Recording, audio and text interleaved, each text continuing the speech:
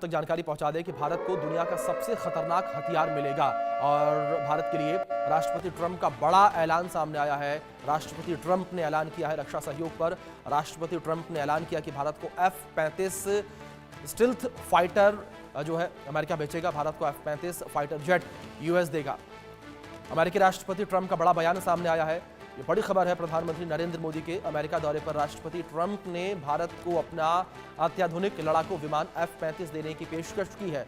PM Modi के साथ white house में मुलाकात के बाद ट्रंप ने घोषणा की कि उनका प्रशासन अमेरिकी स्टिल्थ फाइटर को भारत को बेचने के लिए तैयार है। इससे भारत अत्याधुनिक स्टिल्थ विमानों वाले देशों के एलीट क्लब में शामिल हो जाएगा। पीएम मोदी के साथ संयुक्त प्रेस कॉन्फ्रेंस में ट्रंप ने कहा कि इस साल से हम भारत को कई अरब डॉलर की सैन्य बिक्री बढ़ाएंगे। हम भारत को F-35 स्टिल्थ लड़ाकू विमान मुहैया कराने का रास्ता भी साफ कर रहे हैं। Starting this year, we'll be increasing military sales to India by many billions of dollars. We're also paving the way to ultimately provide India with the F-35 stealth fighters. In 2017, my administration revived and reinvigorated the Quad security partnership. In our meeting today, the Prime Minister and I reaffirmed that strong cooperation among the United States, India, Australia, and Japan. And it's crucial, really, to maintaining peace and prosperity, tranquility, even in the Indo-Pacific. In addition, the United चलिए अब आपको अमेरिकी fighter jet F-35 की ताकत के बारे में बताते हैं कि आखिर कितना ताकतवर ये फाइटर जेट है। दुनिया के ताकतवर लड़ाकू विमानों में से एक इस फाइटर जेट को माना जाता है और 5वीं पीढ़ी का सबसे घातक फाइटर जेट है ये, जिसकी अधिकतम गति 1900 किलोमीटर प्रति घंटे की है। और दुनिया के ताकतवर लड़ाकू विमानों में से एक जो है इसे कहा जाता है। F-35 को लेकर अगर बात की जाए तो 5वीं पीढ़ी का सबसे घातक फाइटर जेट है ये। दुश्मनों के छक्के छुड़ाने के लिए माना जाता है और इसकी अधिकतम गति जो है वो 1900 किलोमीटर प्रति घंटे की है।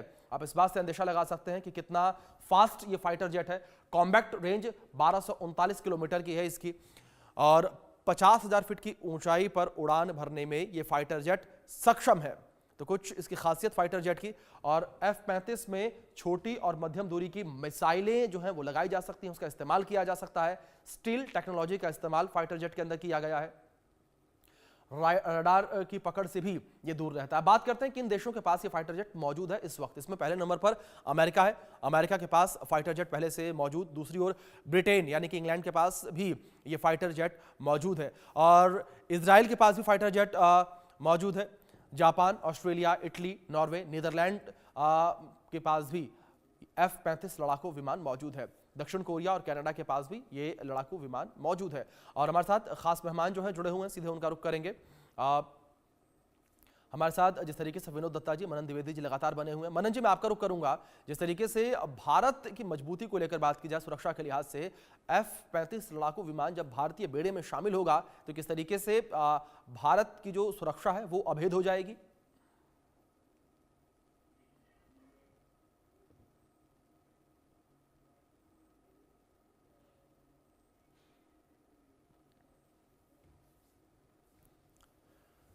चलिए हम अपने गेस्ट पर फिर से जाएंगे, उनसे चर्चा करेंगे, लेकिन इस बीच कुछ अहम जानकारियां वो अपने दर्शकों तक हम पहुंचा देते हैं। जहां पीएम मोदी ने ट्रंप के सामने बांग्लादेश का मुद्दा उठाया है।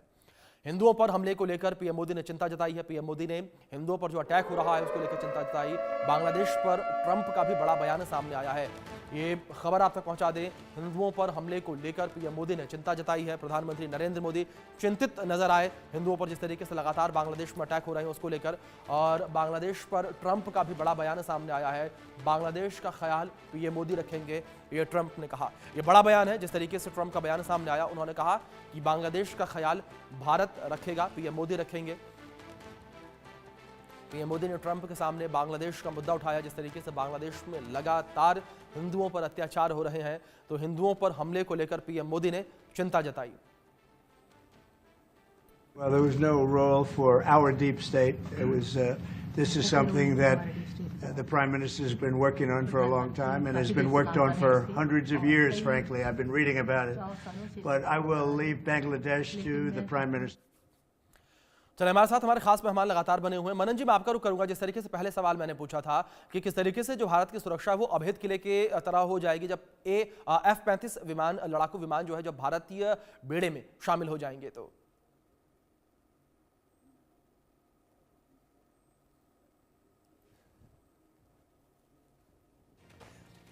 किसी तकनीकी खामी की वजह से संपर्क जो है वो टूट जा रहा है बार बार। लगातार हम प्रयास कर रहे हैं कि अपनी जो गेस्ट हैं, मेहमान हैं, उनसे संपर्क करें, लेकिन लगातार जानकारी अभी इंडिया न्यूज़ आप तक पहुंचा रहा है किस तरीके से यहाँ पर तमाम समझौते भारत अमेरिका के बीच हुए हैं, किस तरीके से मुलाकात पीएम मोदी और अमेरिकी राष्ट्रपति ट्रंप के बीच रही है। काफ़ी खास ये मुलाकात मानी जा रही है। इस मुलाकात के दौरान कई मुद्दों को लेकर बातचीत की गई है। बांग्लादेश का मुद्दा भी इसमें से अहम रहा है, आतंकवाद का मुद्दा इसमें अहम रहा है, दूसरी ओर रक्षा को लेकर भी, सुरक्षा को लेकर भी समझौते यहाँ पर भारत और अमेरिका के बीच हुए हैं। तो प्रधानमंत्री नरेंद्र मोदी 2 दिवसीय अमेरिका यात्रा से भारत के लिए वापस जो है निकल चुके हैं। 20 से 21 घंटे की फ्लाइट प्रधानमंत्री नरेंद्र मोदी की रहेगी और देर रात प्रधानमंत्री नरेंद्र मोदी भारत वापस पहुंचेंगे। लेकिन जिस तरीके से प्रधानमंत्री नरेंद्र मोदी अमेरिका पहुंचे, उनकी मुलाकात ट्रंप से हुई, ये मुलाकात अपने आप में काफ़ी अहम बताई जा रही है। जिस तरीके से कुछ देर पहले हमारे जो मेहमान जुड़े थे, डिफेंस एक्सपर्ट थे, रक्षा विशेषज्ञ थे, उन्होंने किस तरीके से जानकारियां दी, बातचीत में उन्होंने बताया कि पूरे विश्व पर इससे एक इम्पैक्ट पड़ता हुआ नजर आएगा। और विदेशी मामलों के जानकार मनन द्विवेदी जी लगातार बने हुए, उनका रुख करेंगे। मनन जी, जिस तरीके से मैंने सवाल किया था कि अगर F-35 लड़ाकू विमान भारतीय खेमे में शामिल होता है तो किस तरीके से भारतीय सीमाएं सुरक्षित होती नजर आएंगी, किस तरीके से भारत एक अभेद किले के तरह नजर आएगा? इसमें मैं यहाँ पर ये कहना चाहूंगा जी, जो हम इंडिया के जो स्क्वाड्रन एयरफोर्स स्ट्रेंथ को देखें तो जहां तक मेरी जानकारी है ये बड़ी ही चिंता का विषय है एक सामान्य नागरिक के लिए भी और अपने मिलिट्री और स्ट्रेटेजिक थिंकर्स के लिए भी। और किया जाना चाहिए, जैसे कि हम लोग कहते हैं यहाँ पर हमारे जो हम पढ़ाते हैं, तो 28 स्क्वाड्रन शायद हैं इस समय भारतीय एयरफोर्स के बाद और 42 स्क्वाड्रन की जरूरत है फाइटिंग स्ट्रेंथ की, एयरक्राफ्ट कॉम्बैट एयरक्राफ्ट की जरूरत है। वो ऑप्शंस काफी खुले हुए हैं भारत सरकार के पास, एमओडी के पास, कि हम लोग रशियन Su-57 लेते हैं या हम रफाल लेते हैं, जो हम रफाल तो फ्रांस से ले ही रहे हैं, या हम अमेरिकी F-35 लेते हैं। तो यहाँ पर मैं ये कहना चाहूंगा कि रशिया के साथ हमारा बहुत पुराना संबंध है और काफी लंबे अरसे तक, कई सालों डेकेड से भारत का सबसे बड़ा वेपन्स एक्सपोर्टर कोई रहा है वो रशिया रहा है।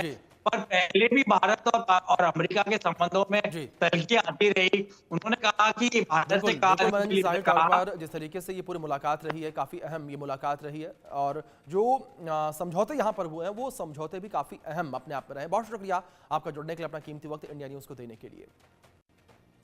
चलिए आगे बढ़कर बात करते हैं कि आखिर IMEC है क्या, इसके बारे में आप तक जानकारी पहुंचा देते हैं। India Middle East economic corridor, ये India Middle East economic corridor है। ये अगर IMEC को लेकर बात की जाए और भारत, UAE, सऊदी अरब, इजराइल और यूरोप को जोड़ने वाला ये मार्ग है, काफ़ी अहम मार्ग ये है। 4500 किलोमीटर लंबा ये व्यापार का मार्ग है। इस पर व्यापार के लिए जो जहाज़ है वो चलते नजर आते हैं। परिवहन दूरी को भी ये अब कम करेगा। यूरोप और मध्य पूर्व से गुजरने वाला तेज परिवहन मार्ग गलियारा है ये। भारत समेत कई देशों के व्यापार में ये मार्ग, ये कॉरिडोर जो है वो तेजी लेकर आएगा। India Middle East economic corridor IMEC है और ये काफ़ी अहम रोजगार के परिप्रेक्ष्य से देखा जाए तो भारत, UAE, सऊदी अरब, इजराइल और यूरोप को जोड़ने वाला मार्ग है। ये 4500 किलोमीटर लंबा ये एक व्यापार मार्ग है। परिवहन दूरी को भी ये कम करेगा। IMEC को लेकर दूसरी ओर प्रधानमंत्री नरेंद्र मोदी ने क्या कुछ कहा है वो आपको सुनवाते हैं।